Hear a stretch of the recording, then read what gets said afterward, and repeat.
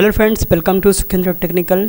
आज की इस वीडियो में हम बात करेंगे कि यदि आपका कंप्यूटर स्लो वर्क करता है फिर हैंग करता है तो उस प्रॉब्लम को हम कैसे सॉल्व कर सकते हैं बिना रैम बढ़ाए हुए या बिना एंटीवायरस यूज़ किए हुए। ठीक है फ्रेंड्स, देखिए क्या होता है, ज़्यादातर जब लोग कंप्यूटर में काम करते हैं तो कभी कभी जो है तो कंप्यूटर स्लो वर्क करता है फिर हैंग कर जाता है तो काफ़ी प्रॉब्लम आ जाती है।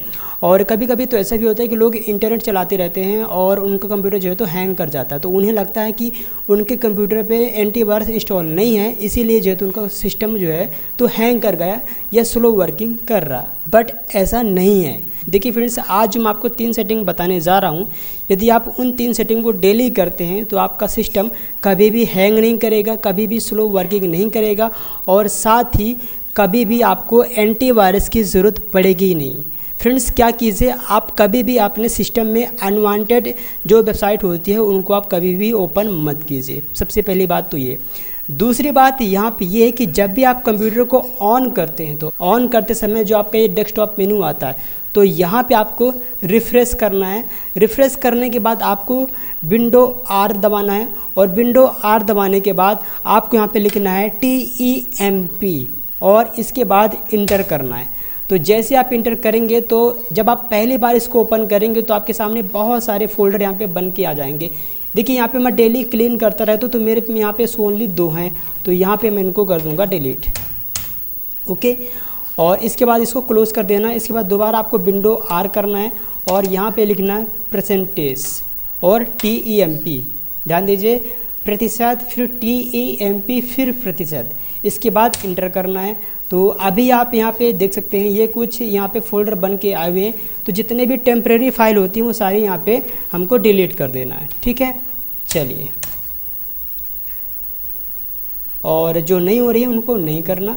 ओके, चलिए, इसके बाद यहाँ पे इसको हम करते हैं क्लोज। और इसके बाद तीसरी सेटिंग ये करनी है कि यहाँ पे आपको जो भी रिसाइकल बिन में आपका डेटा पड़ा रहता है उसको यहाँ से डिलीट कर देना है। और इसमें यह भी आपको ध्यान रखना कि आपके जो डेस्कटॉप में जो बड़ी बड़ी फाइलें होती हैं उनको आपको जो है तो डिलीट करना है। ठीक है, जैसे वीडियो वगैरह पड़ी हुई हैं, बड़ी बड़ी फाइलें पड़ी हुई हैं जो डेस्कटॉप में पड़ी हुई हैं तो उनको आपको डिलीट करना। उनको आपको डेस्कटॉप में नहीं रखना। यदि वो यूज़ वाली हैं तो उनको आप अंदर कहीं और अंदर ड्राइव में आप रख सकते हैं किसी फोल्डर में, लेकिन आप डेस्कटॉप पे बिल्कुल मत रखिए। ठीक है, चलिए, अगली सेटिंग है, आपको कंप्यूटर पे जाना है और यहाँ पे C ड्राइव है, यहाँ पे आपको राइट क्लिक करना है और प्रॉपर्टीज़ पे जाना है और यहाँ पे आने के बाद डिस्क क्लीनअप, इसमें आपको क्लिक करना है।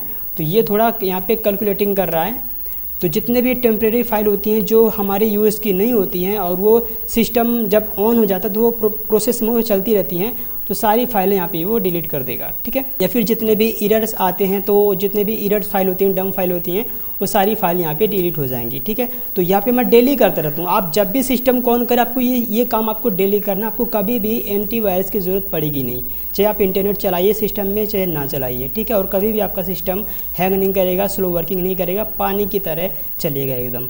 ठीक है, तो यहाँ पे थोड़ा टाइम ले रहा है, तब तक हम वेट कर लेते हैं और मैं आपको अभी दिखा देता हूँ ये मेरे में क्या कैसे है। प्रॉपर्टीज़ पे जाता हूँ, अभी आप देख सकते हैं मेरे में 4 GB रैम है।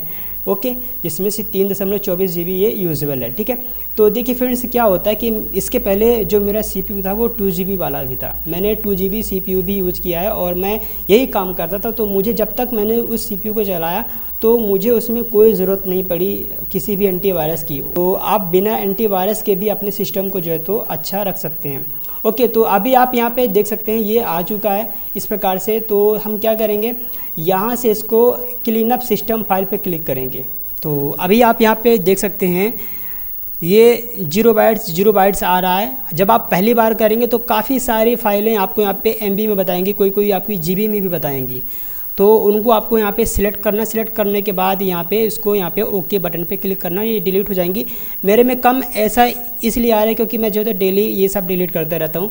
और यहाँ पे मैं ओके पे क्लिक करूँगा और यहाँ पे डिलीट फाइल पे क्लिक करूँगा। ओके, तो ये डिलीट होना चालू हो जाएगा और यहाँ पे हम ओके बटन पे क्लिक कर देंगे। बस आपको सिर्फ इतना ही करना है, कभी भी आपका सिस्टम स्लो वर्क नहीं करेगा, ना ही हैंग करेगा। ठीक है, मैं अपना पर्सनल एक्सपीरियंस बता रहा हूँ, चाहे आपके सिस्टम में 2 GB रैम हो चाहे 4 GB हो, आपका सिस्टम कभी भी हैंग नहीं करेगा, कभी भी स्लो वर्क नहीं करेगा यदि आप ऐसी सेटिंग करते हैं। और अगली बात आपको ये भी याद रखना है कि आपके सिस्टम के अकॉर्डिंग ही आपको आपके सिस्टम में सॉफ्टवेयर को रन करना है, यानी कि आपके सिस्टम की जितनी क्षमता है उसकी क्षमता के अकॉर्डिंग ही आप इसमें सॉफ्टवेयर इंस्टॉल कीजिए और उसको चलाइए। यदि आप इसकी क्षमता से ज़्यादा के सॉफ्टवेयर आप इंस्टॉल करेंगे तो आपका सिस्टम जो है तो वो सॉफ्टवेयर को झेल नहीं पाएगा और वो अच्छे से वर्क भी नहीं करेगा, ठीक है। तो इससे आपका सिस्टम स्लो भी हो सकता है, इसलिए आप इस बात का ध्यान ज़रूर रखें। ओके, तो उम्मीद करते हैं वीडियो आपको समझ में आ गया होगा। यदि आपको वीडियो समझ में आ गया तो लाइक कीजिए, कमेंट कीजिए और कमेंट करके ज़रूर बताइएगा कैसा लगा। और चैनल को सब्सक्राइब नहीं किया तो इसे सब्सक्राइब भी कर लीजिए और बेल बटन को ऑन कर लीजिएगा। मिलते हैं नेक्स्ट वीडियो में, तब तक के लिए गुड बाय, आपका दिन शुभ हो।